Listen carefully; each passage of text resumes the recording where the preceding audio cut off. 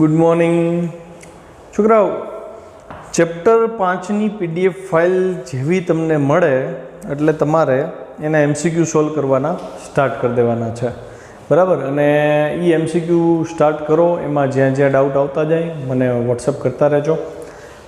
આજે આપણે ટેક્સ્ટબુકમાં હવે પાછા આગળ વધવા જઈ રહ્યા છીએ. નવું ચેપ્ટર હું સ્ટાર્ટ કરું છું.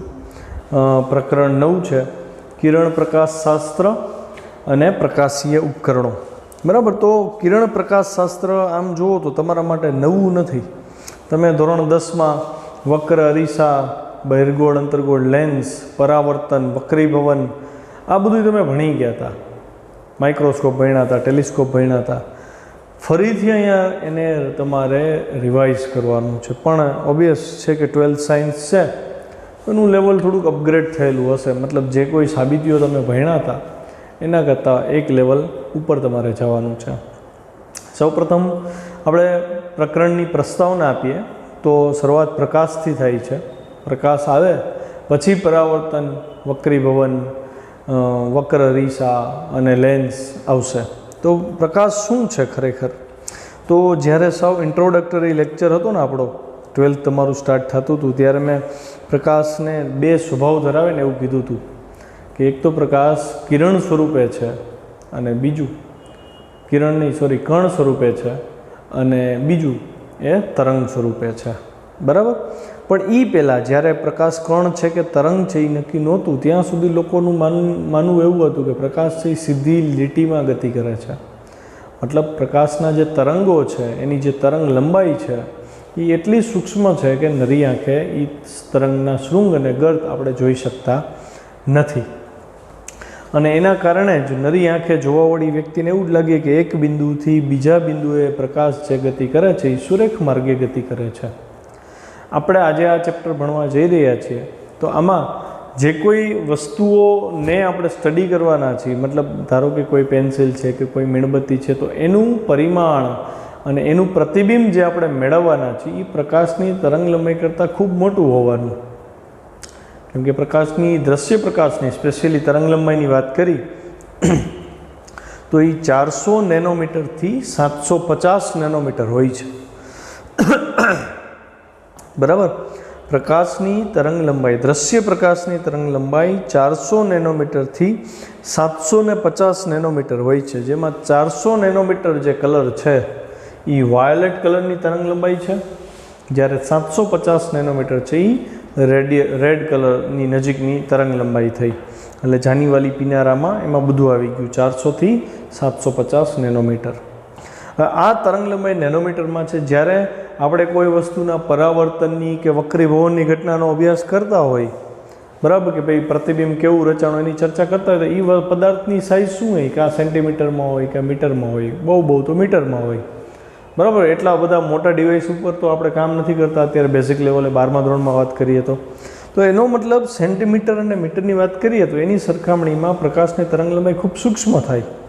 તો એનો મતલબ મારા અહીંયા પ્રકાશને તરંગ સ્વરૂપે ઇમેજિન કરવાની જરૂર નથી. હું અહીંયા પ્રકાશને સીધું કિરણ સ્વરૂપે ધ્યાનમાં લઈને આગળ વધું તો આપણા પ્રોબ્લેમ સોલ્વ થાય એમ છે. એટલે આપણું 9મું ચેપ્ટર પ્રકાશને કિરણ સ્વરૂપે લઈને અભ્યાસ કરાવશે. પછી આના પછીનું જે ચેપ્ટર છે 10મું ચેપ્ટર તરંગ પ્રકાશ શાસ્ત્ર છે. તો એમાં એવી ઘટનાઓ આવે છે કે જેમાં પદાર્થના જે પરિમાણ છે જેનો સ્ટડી કરવાનો થશે એ પદાર્થના પરિમાણ અને તરંગની તરંગ લંબાઈ, પ્રકાશના તરંગની તરંગ લંબાઈ લગભગ સિમિલર હશે કે એના આજુબાજુ હશે. તો એ લેવલે જો તમે વાત કરો તો અહીંયા તમે પ્રકાશને સુરેખ સ્વરૂપે ન લઈ શકો, કિરણ સ્વરૂપે ન લઈ શકો. ત્યાં પ્રકાશને તરંગ સ્વરૂપે લઈને આગળ વધવું પડે. ખબર પડી?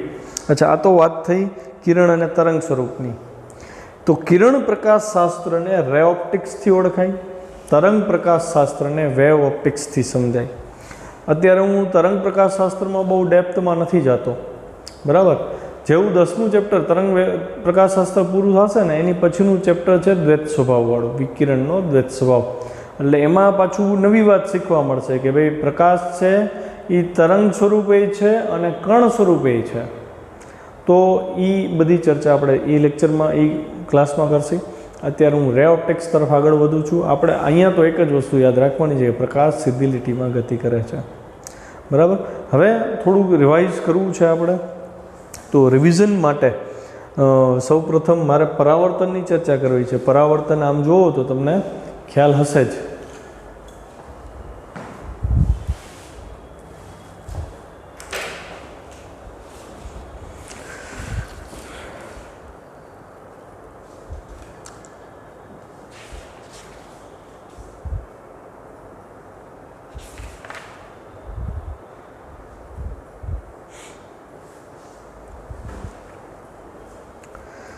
બરાબર.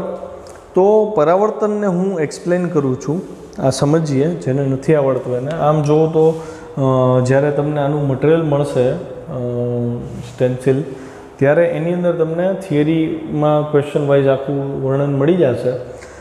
એમાં આ ક્વેશ્ચનનો સમાવેશ તો થાય જ છે, પણ મારે આજે ફર્સ્ટ લેક્ચર છે, ઇન્ટ્રોડક્ટરી લેક્ચર છે, તો એમાં મારે જે બેઝિક રિક્વાયરમેન્ટ છે એ શીખડાવવી પડે. તો હું પરાવર્તન તમને સમજાવું. માની લો કે આ અરીસો છે, બરાબર. તો અરીસાની બેક સાઈડ એટલે કે નીચેના ભાગમાં કલર કરેલી સપાટી છે અને ઉપરની સપાટી ચળકતી સપાટી છે. હવે પ્રકાશનું પરાવર્તન આપણે સમજીએ તો પ્રકાશનું કિરણ માની લો કે આની ઉપર આપાત થયું આ બિંદુએ, તો આ કિરણ આપાત થાય છે એટલે આને આપાત કિરણ આપણે નામ આપશી. નામમાં ભૂલ ન કરતા. મને એટલો અંદાજ છે કે ધોરણ 10માં ઘણા એના ચેપ્ટર ડિફિકલ્ટ લાગ્યું હોય તો એને ઇગ્નોર કર્યું હોય, ખાલી 2 કે 3 થિયરી ગોખીને ગયા હોય, કોન્સેપ્ટ ક્લિયર ન હોય. તો કોન્સેપ્ટ ક્લિયર નહીં હોય તો આ ચેપ્ટરના MCQ થશે નહીં. એટલે જ હું આ 10th સ્ટાન્ડર્ડ 9th સ્ટાન્ડર્ડના બેઝથી કરાવું છું. આ આપાત કિરણ છે. આ બિંદુએ જે આપણે આ બિંદુને આપણે નામ આપશી આપાત બિંદુ. આપાત બિંદુએ આ સપાટી છે અરીસાની, અહીંયાથી તમારે લંબ દોરવાનો છે, આને આપણે નામ આપશી લંબ. હવે આપાત કિરણ લંબ સાથે એક ખૂણો બનાવે, આ ખૂણાને આપણે કહેશી I, આપાત કોણ. ખ્યાલ આવ્યો? અચ્છા, હવે પરાવર્તન જે થાય છે એ આવી રીતે થશે. અહીંથી પ્રકાશનું કિરણ આ તરફ જાય છે, પરાવર્તન થયું એટલે આને કહેવાય પરાવર્તન કિરણ અથવા પરાવર્તિત કિરણ પણ કહી શકાય. અચ્છા, પરાવર્તન કિરણે લંબ સાથે જે ખૂણો બનાવ્યો એ ખૂણાને આપણે નામ આપશી R, પરાવર્તન કોણ. ઓકે. આપાત કિરણ, પરાવર્તિત કિરણ, આપાત કોણ, પરાવર્તન કોણ, આ I અને R. અને ઇંગ્લિશમાં ઇન્સિડન્ટ રે કહેવાય અથવા રે ઓફ ઇન્સિડન્સ અને રિફ્લેક્ટેડ રે કહેવાય. પરાવર્તન કોણને એંગલ ઓફ રિફ્લેક્શન કહેવાય અને આને એંગલ ઓફ ઇન્સિડન્સ કહેવાય.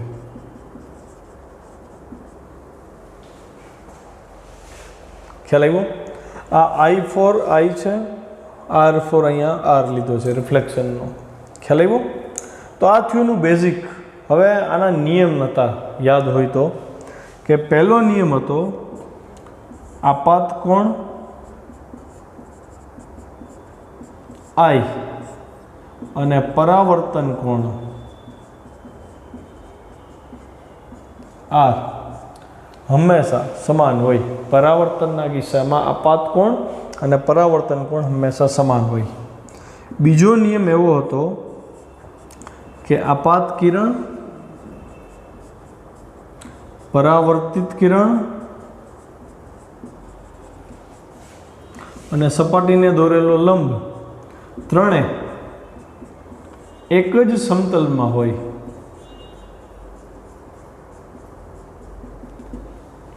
અને ત્રીજો નિયમ એટલો ઇમ્પોર્ટન્ટ નથી, પણ તમે લખી શકો કે ભાઈ આપાત કિરણ અને પરાવર્તિત કિરણ એ લંબની સામસામી બાજુએ હોય.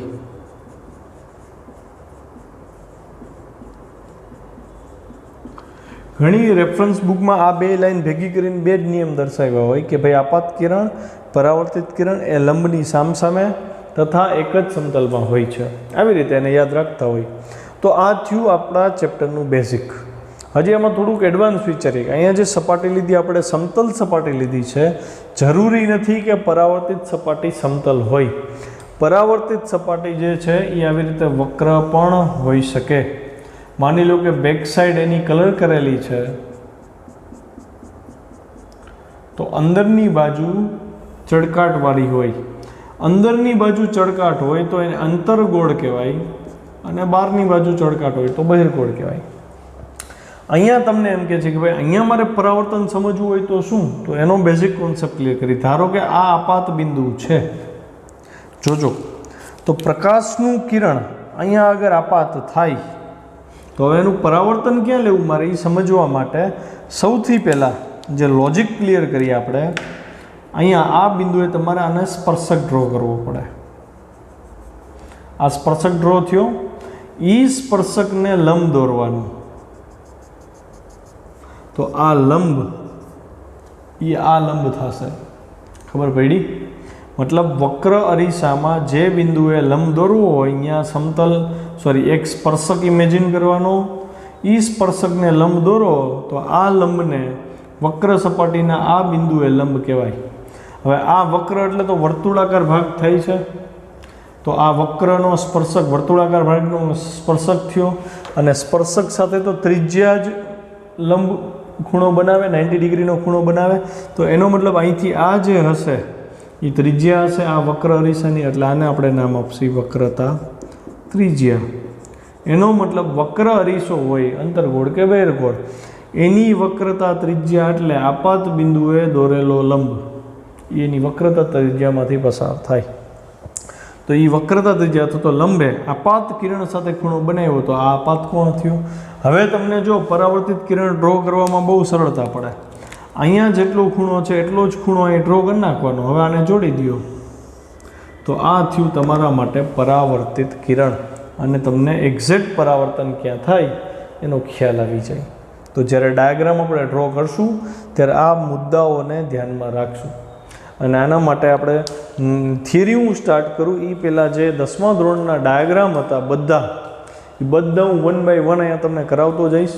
તમારે મારી સાથે ડ્રો કરતા જવાના છે અને દરેક ડાયાગ્રામ તમને મોઢે હોવા જોઈએ કે હું તમને એમ પૂછું કે ભાઈ વસ્તુનું સ્થાન અહીંયા છે તો પ્રતિબિંબ ક્યાં મળે, કેવું મળે, વાસ્તવિક કે આભાસી, અને વસ્તુથી નાનું છે કે મોટું, એ બધું તમને ખબર હોવી જોઈએ. પછી આપણે થિયરી. સૌથી પહેલું હેડિંગ આપું છું, અંતરગોળ અરીસા વડે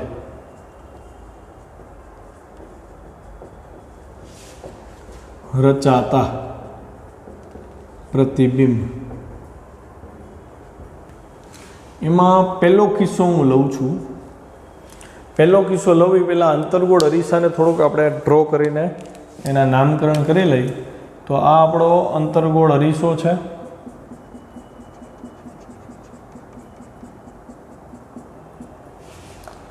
અહીંયા જે મધ્યબિંદુ છે, અહીંથી આ જે મધ્યબિંદુ છે અને અરીસાનો ધ્રુવ એટલે કે પોલ પી કહેવાય. પછી આ જે કાલ્પનિક ગોળામાંથી કટ કરેલો ભાગ છે, એ કાલ્પનિક ગોળાનું જે કેન્દ્ર છે એને સી એટલે કે વક્રતા કેન્દ્ર કહેવાય. બરાબર છે? પછી સી અને આ બિંદુ જે પી છે એ બેને જોડતી રેખા, સી અને પીને જોડતી જે રેખા છે તેને મુખ્ય અક્ષ પ્રિન્સિપલ એક્સિસ કહેવાય. બરાબર છે? આપણે પ્રતિબિંબ સ્ટાર્ટ કરીએ એ પહેલાં બે રૂલ શીખવા પડે. કયો રૂલ? તો જો સૌથી પહેલો રૂલ કે જો પ્રકાશનું કિરણ પ્રિન્સિપલ એક્સિસને પેરેલલ આવે, પ્રકાશનું કિરણ પ્રિન્સિપલ એક્સિસને પેરેલલ આવે તો એનું પરાવર્તન થઈ એ મુખ્ય અક્ષને જ્યાં છેદે તેને અરીસાનું મુખ્ય કેન્દ્ર એફ કહે છે, ફોકસ.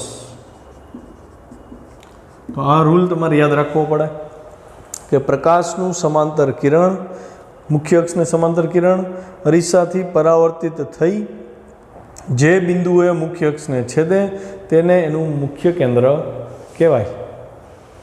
અચ્છા, બીજો એક નિયમ છે કે જો પ્રકાશનું કોઈ કિરણ, ધારો કે હું બ્લુ પેનથી ડ્રો કરું, જો પ્રકાશનું કોઈ કિરણ મુખ્ય કેન્દ્રમાંથી પાસ થાય, આવી રીતે જો આ કિરણ મુખ્ય કેન્દ્રમાંથી પાસ થાય છે તો એનો નિયમ એવો છે કે મુખ્ય કિરણ, જો મુખ્ય કેન્દ્રમાંથી કોઈ કિરણ પાસ થાય તો એ પરાવર્તન પામી મુખ્ય અક્ષને સમાંતર જ રિફ્લેક્ટ થાય.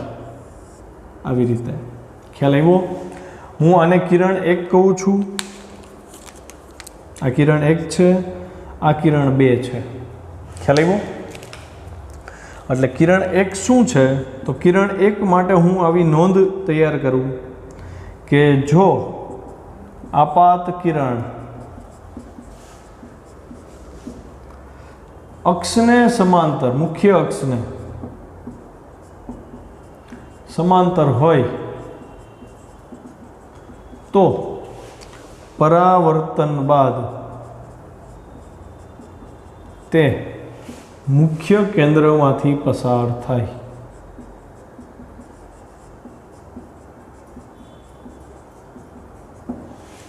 બરાબર છે? અને કિરણ 2, જો આપાત કિરણ મુખ્ય કેન્દ્રમાંથી પસાર થાય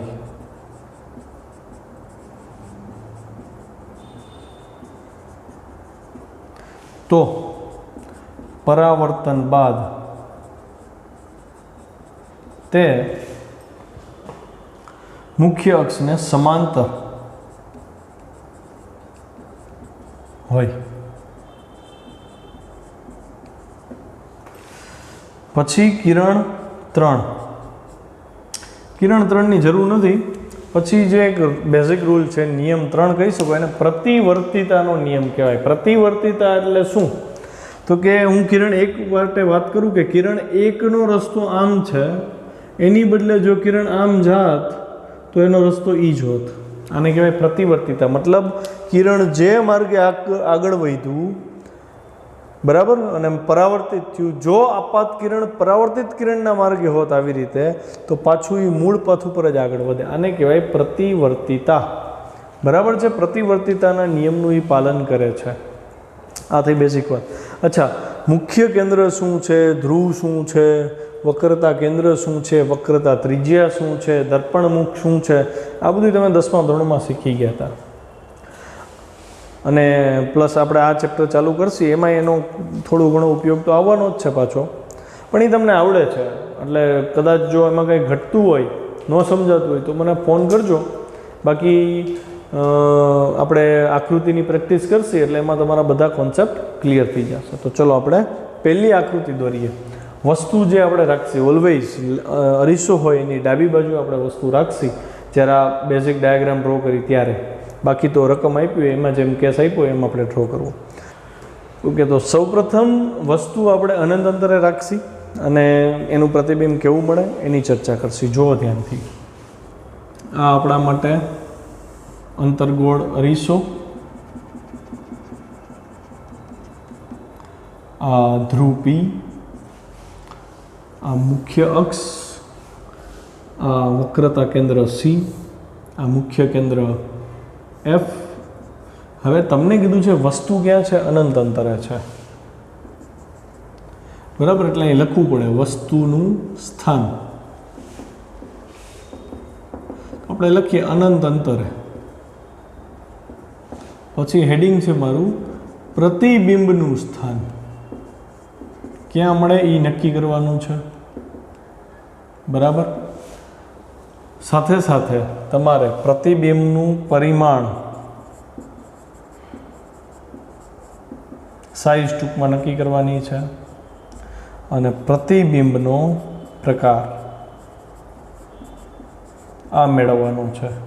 ચલો, હવે 10મા ધોરણમાં તમે ભણી ગયા હતા કે અનંત અંતરેથી પ્રકાશના જે કિરણો આવે એ બધા સમાંતર હોય. અનંત અંતરેથી પ્રકાશના જે કિરણો આવે એ બધા સમાંતર હોય, અને સમાંતર કિરણો ઓલવેઝ મુખ્ય કેન્દ્ર પાસે ભેગા થાય. હમણાં કિરણ 1 અને 2 કિરણ શીખડાવ્યા હતા, એમાં એ જ કીધું હતું આપણે. તો હું અનંત અંતરેથી પ્રકાશના કિરણો ડ્રો કરું છું. જોજો ધ્યાનથી.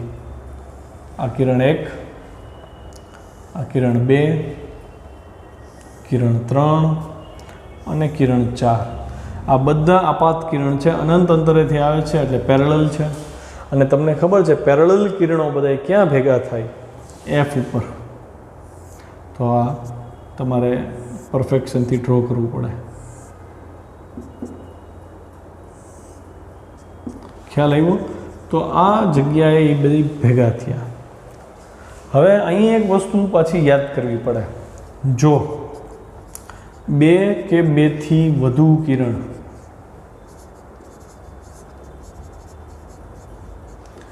કોઈ એક બિંદુએ છેદે તો તે ત્યાં પ્રતિબિંબની રચના કરે છે.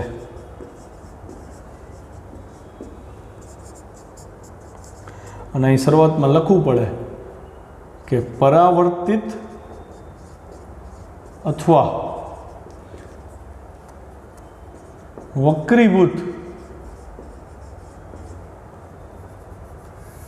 પરાવર્તિત અથવા વક્રીભૂત 2 કે 2 થી વધુ કિરણો કોઈ એક બિંદુએ છેદે તો ત્યાં પ્રતિબિંબની રચના કરે છે. ધોરણ 10નો ટોપિક છે કે પ્રતિબિંબ ક્યાં રચાય? તો કે જ્યાં 2 કિરણો કે 2 થી વધુ કિરણો છેદે ને એ બિંદુએ પ્રતિબિંબ રચાય.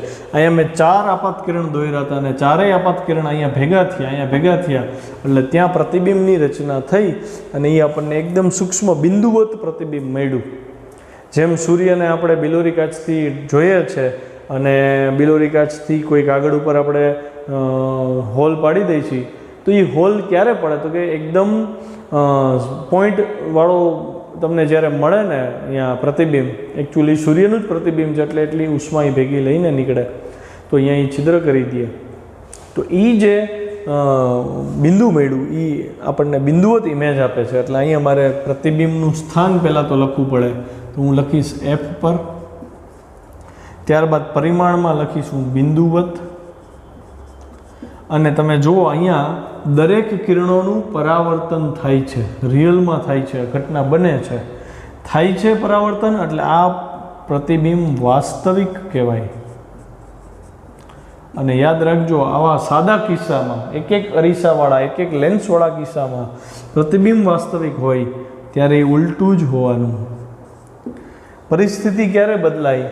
તો કે જ્યારે એક લેન્સ કરતાં વધુ લેન્સનો યુઝ કર્યો હોય, એક અરીસા કરતાં વધુ અરીસાનો યુઝ કર્યો હોય, તો એવા કિસ્સામાં વાસ્તવિક પ્રતિબિંબ હોય એ બની શકે, પણ સાથે ચત્તું કે ઉલટું છે એ તમારે પરિસ્થિતિ જોઈને નક્કી કરવાનું થાય. પણ જ્યારે સિંગલ અરીસો હોય કે સિંગલ લેન્સ હોય ત્યારે વાસ્તવિક પ્રતિબિંબ હોય એટલે એ ઉલટું જોવાનું. અહીંયા જે તમને પ્રતિબિંબ મળશે એ ઉલટું જોવા મળશે. તો અહીંયા ફર્સ્ટ ડાયાગ્રામ પૂરો. હવે જે બીજો ડાયાગ્રામ છે એમાં વસ્તુ અહીંયા કેમ આપણે અનંત અંતરે રાખી હતી, એની બદલે વસ્તુને હવે તમે નજીક લઈ આવશો. નજીક ક્યાં લઈ આવશો? તો કે સી છે એનાથી થોડેક દૂર લઈ આવશી. એટલે આપણું નવું સ્થાન હવે જે થશે એ શું થશે? સીથી થોડે દૂર. ઓકે, ચલો હવે આપણે ડાયાગ્રામ ફરીથી અંતર્ગોળ લેન્સ લીધો, અરીસો લીધો. અહીંયા એનો ધ્રુવ છે, આ એની મુખ્ય અક્ષ પી, વક્રતા કેન્દ્ર સી, મુખ્ય કેન્દ્ર એફ.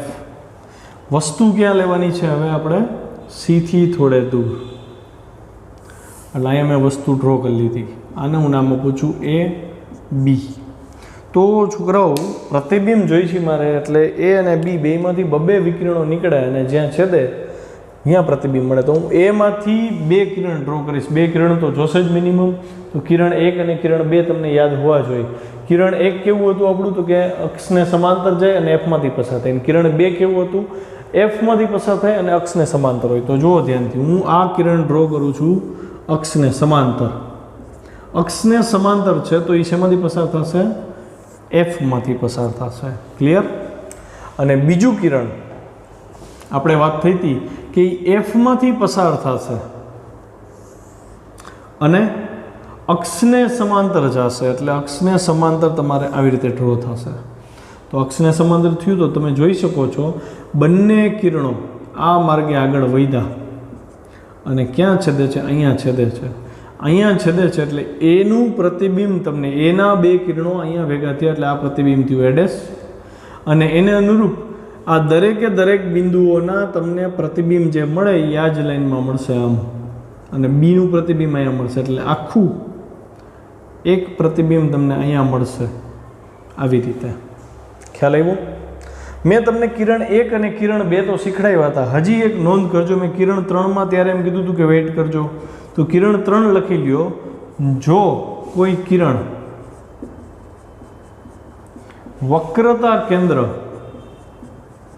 સી માંથી પસાર થાય તો તે પરાવર્તન પામી સી માંથી જ પસાર થશે. ખ્યાલ આવ્યો? આ કિરણે હું આમાં તમને એપ્લાય કરીને દેખાડીશ, પણ એ પહેલાં આપણે જે ડેટા લખવું છે લખી નાખી. પ્રતિબિંબનું સ્થાન ક્યાં મળ્યું, સી અને એફની વચ્ચે. એટલે અહીં લખી સી અને એફની વચ્ચે.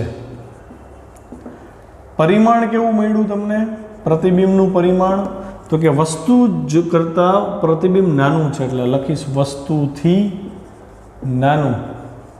અને પ્રકાર કેવો થયો તો તમે જોઈ શકો છો વાસ્તવિક રીતે કિરણો છેદે છે એટલે વાસ્તવિક પ્રતિબિંબ થયું, વાસ્તવિક.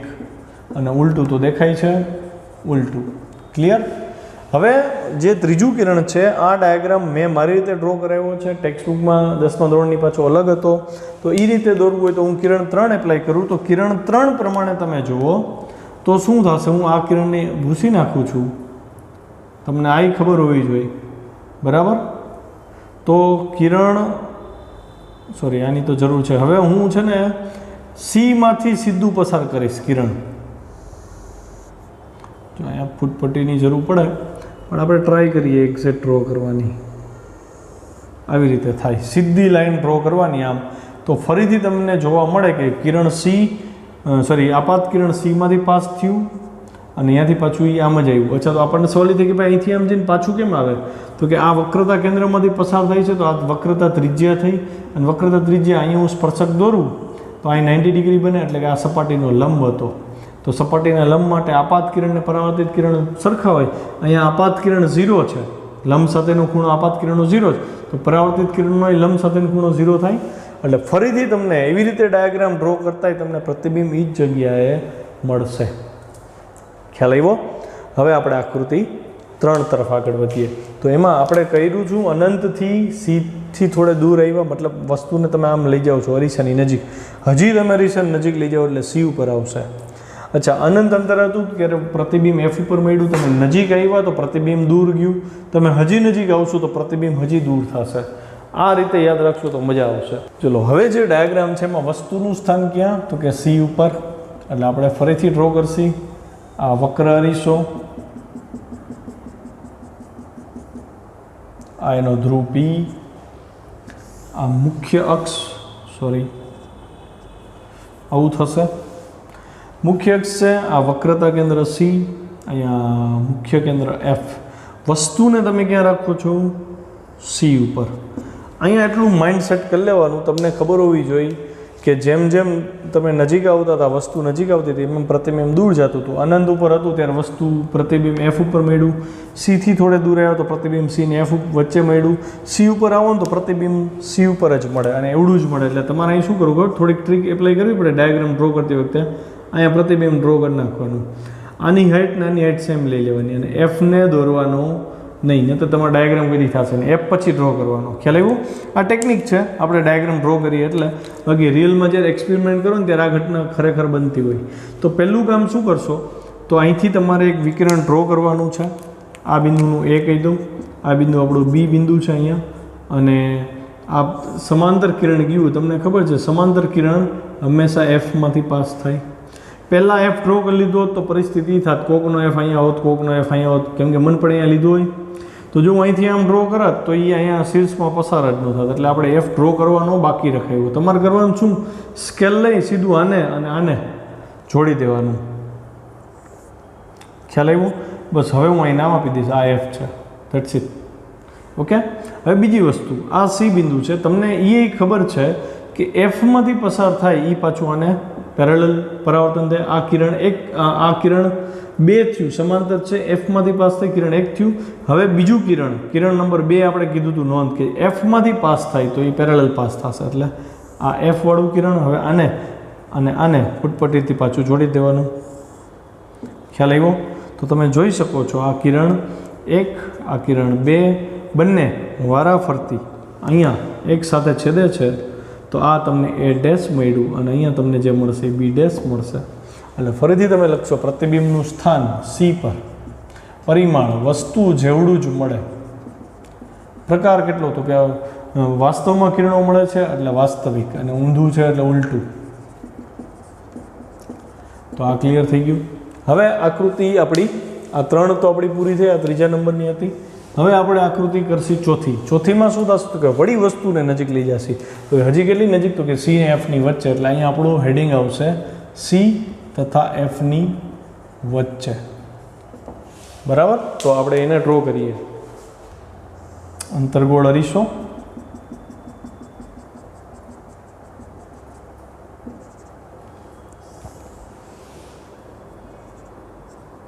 ધ્રુવ પી, મુખ્ય કેન્દ્ર એફ, વક્રતા કેન્દ્ર સી, મુખ્ય કેન્દ્ર એફ.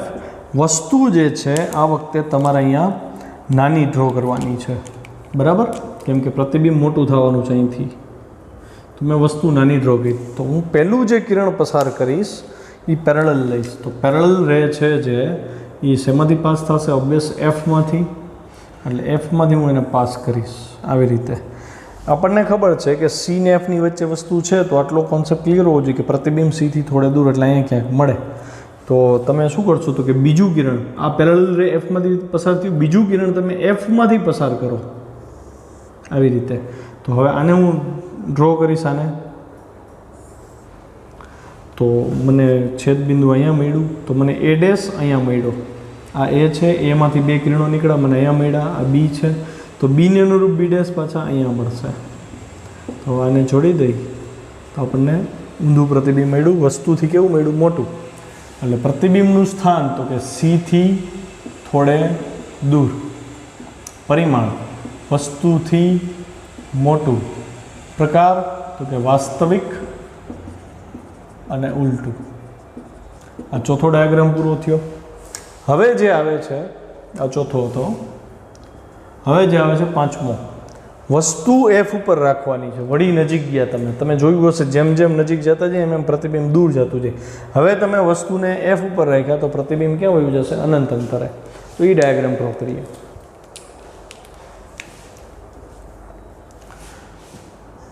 આપણો અંતર્ગોળ અરીસો,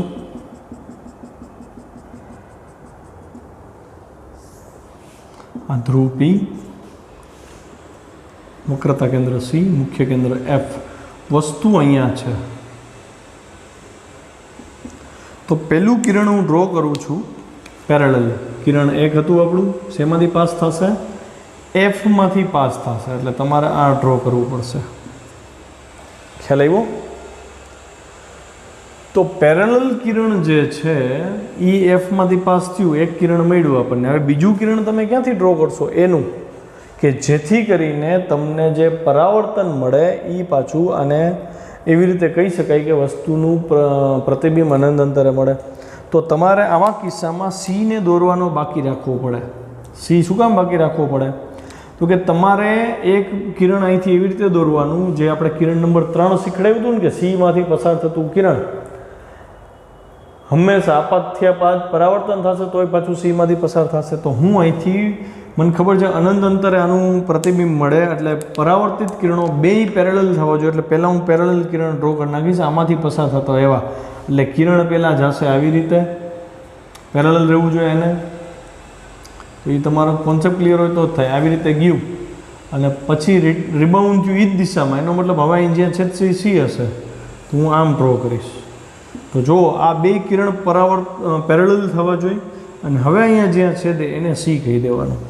તો મેં કિરણ 1 અને કિરણ 3નો ઉપયોગ કર્યો. કિરણ 1 સમાંતર ગયું અને એફમાંથી પાસ થયું. કિરણ 3જા નંબરનું અહીંથી નીકળ્યું અને સીમાંથી પસાર થયું. ખ્યાલ આવ્યો? મતલબ સીમાંથી આમ જતું હોત તો એ સીમાંથી જઈને પાછું આમ જ આવત. એટલે બેય કિરણ પેરેલલ મળે છે. પેરેલલ મળે એટલે ક્યાંય અનંત સુધી છેદતા નથી. એનો મતલબ આનું પ્રતિબિંબ અનંત અંતરે મળશે. તો અહીં લખીશ પ્રતિબિંબનું સ્થાન અનંત અંતરે. અને વાસ્તવમાં કિરણો જાય છે અનંત સુધી એટલે પરિમાણ પછી લખીએ, પ્રકાર લખીએ વાસ્તવિક અને ઉલટું.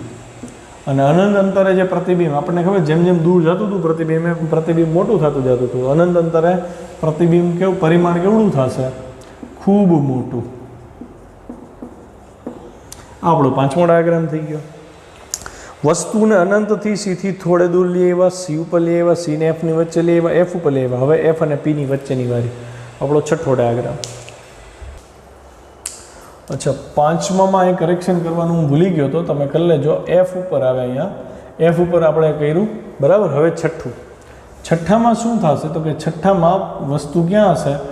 એફ તથા પીની વચ્ચે. ઓકે, તો ફરીથી ડાયાગ્રામ. અંતર્ગોળ અરીસો, principal axis, pole, centre of curvature અને ફોકાઈ અથવા ફોકસ સોરી. તો એફ છે. હવે વસ્તુ ક્યાં છે? એફ અને પીની વચ્ચે. એટલે વસ્તુ તમારે અહીં નાની લેવાની છે. તો મેં આ એક વસ્તુ ડ્રો કરી. તમારે પહેલું કિરણ કેવી રીતે લેવાનું છે તો કે પહેલું કિરણ હવે અહીં જુઓ સમાંતર લેશો ને તો અહીંથી એફમાંથી પસાર થવું ને એ તમારે અઘરું થઈ જશે, પણ આપણે લેવું તો પડશે. એટલે ફૂટપટ્ટી વગર આ ડાયાગ્રામ ન થાય. મારે થોડુંક કદાચ પ્રોબ્લેમ આવે, જોઈએ શું થાય. હું આવું કરું છું. જો આ સમાંતર કિરણ મેં ડ્રો કર્યું, આના હેડ છે એમાંથી મેં સમાંતર કિરણ ડ્રો કર્યું.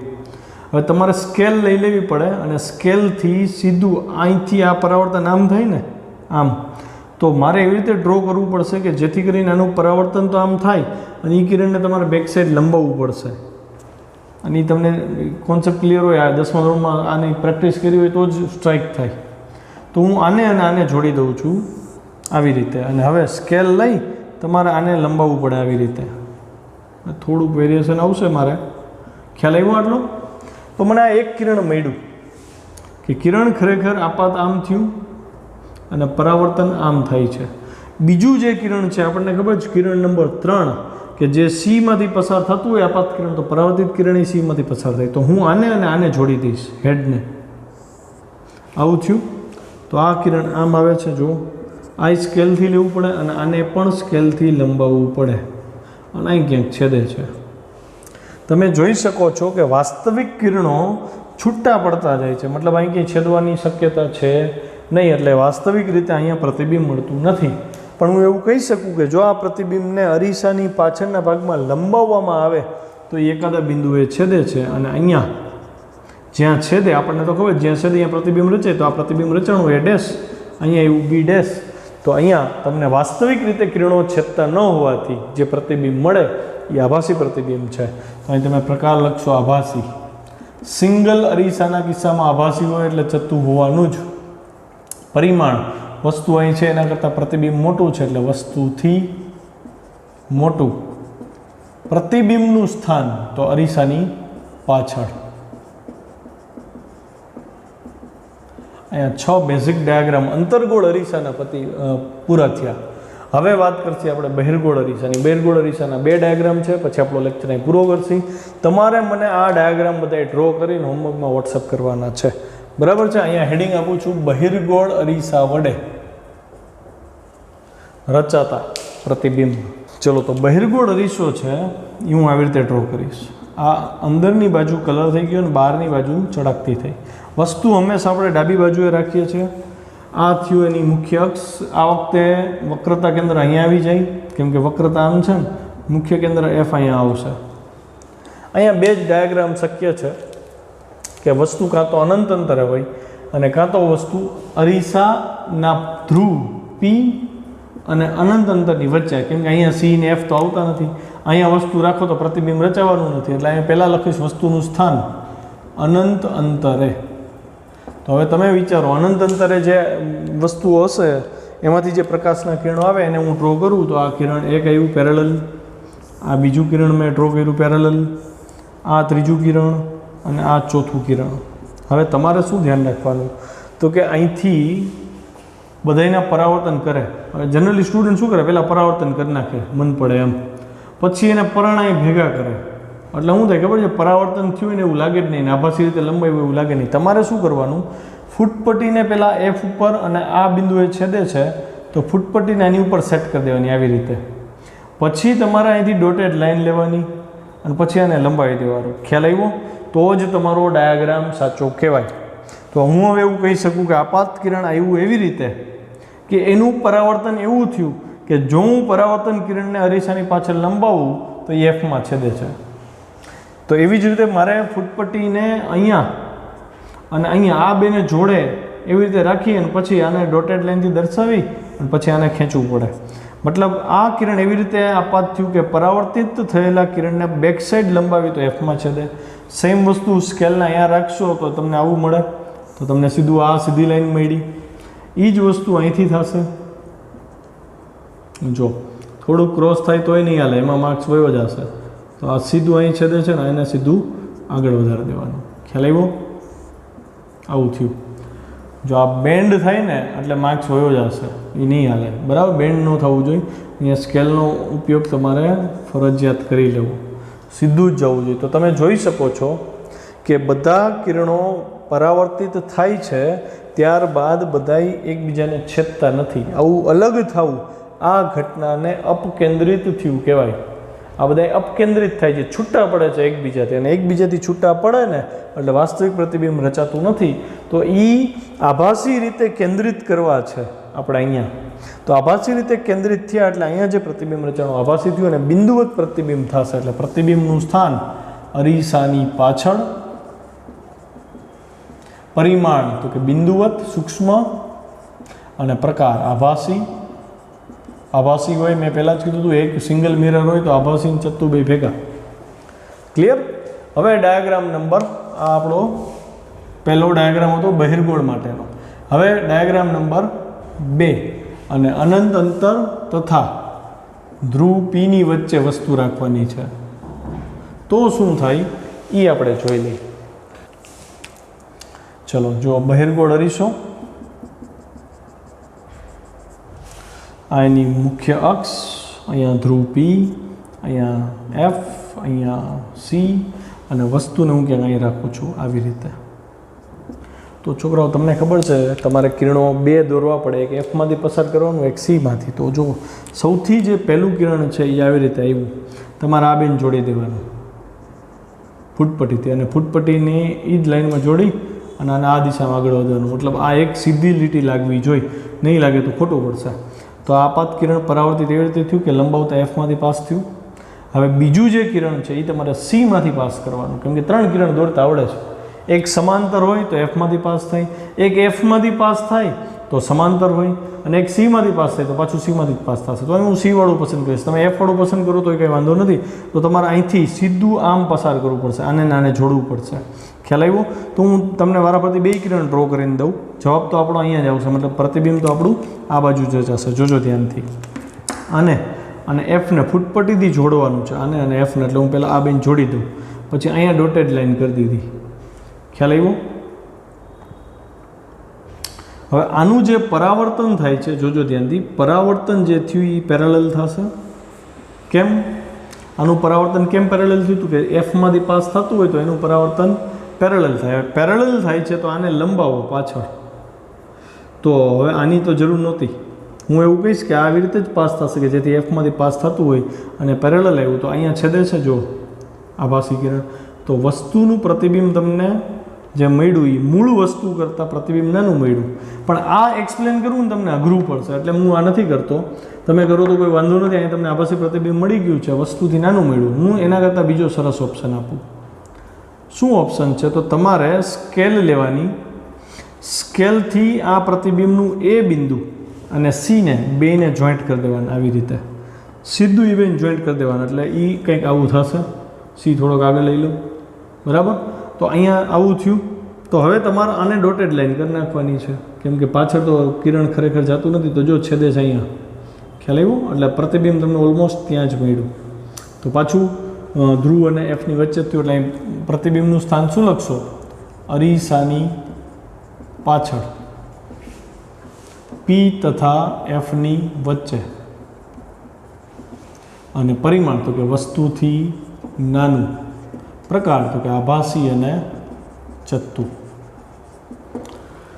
ખ્યાલ આવી ગયો? તો મુખ્યત્વે આપણે જે આ ચેપ્ટર આ લેક્ચરમાં આપણે જરૂર પડશે કિરણ 3, 1 કિરણ, 2 કિરણ ને 3 કિરણ. કિરણ પહેલું પેરેલલ જાય, મુખ્ય કેન્દ્રમાંથી પાસ થાય. કિરણ 2 મુખ્ય કેન્દ્રમાંથી પાસ થાય તો મુખ્ય અક્ષને પેરેલલ જશે. કિરણ 3 સીમાંથી આપાત થાય તો પાછું પરાવર્તન થઈને સીમાંથી જ પાસ થાય. આ ત્રણની બહુ અગત્યતા પડશે. ઓકે, આ ડાયાગ્રામની પ્રેક્ટિસ કરો અને નેક્સ્ટ લેક્ચરમાં તમને લગભગ PDF ફાઇલ તમને 2 કે 3 દિવસમાં હું પહોંચતી કરી દઈશ. પણ ત્યાં સુધીમાં જે ક્વેશ્ચન કરાવું એ તમે ડે ટુ ડે તૈયાર કરતા રહેજો.